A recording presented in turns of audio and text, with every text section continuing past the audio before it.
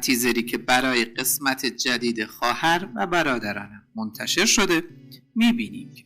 بعد از درگیری عمر و سارب و بستری شدن سارب توی بیمارستان، احمد سعی میکنه این دعوا و خشونت عمر رو به نحوی اقدام به قتل عمد با نقشه قبلی نشون بده و با این کارش یک بار برای همیشه هم خودش و هم سارب رو از شر عمر خلاص کنه و عمر رو گرفتار مجازات سنگین زندان طولانی مدت کنه.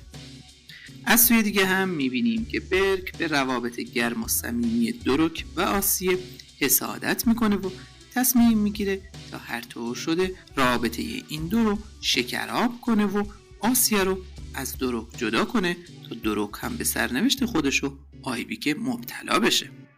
اما به هر حال در ادامه این تیزر میبینیم که بورسیه تحصیل در کالج های معتبر اروپایی به مدرسه اعطا میشه، اما آسیه و عمر به خاطر مراقبت از امل کوچولو نمیتونن از این بورسیه استفاده کنن و در این مورد هم مدام با هم دیگه حرف میزنن.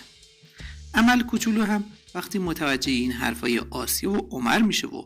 احساس سربار بودن و مزاحم بودن برای برادر و خواهر خودش رو میکنه، با ناراحتی تمام برای همیشه کلبه رو ترک میکنه و آسیه و عمر رو تنها میذاره و آسیه و عمر رو به شدت با این کارش آشفته میکنه. اما در ادامه و فارغ از این حرکت غم‌انگیز عمل و سرنوشت نامعلومش میبینیم که گنول و شنگول هم برای شورای شهر کاندید میشن و با هم دیگه رقابت میکنن.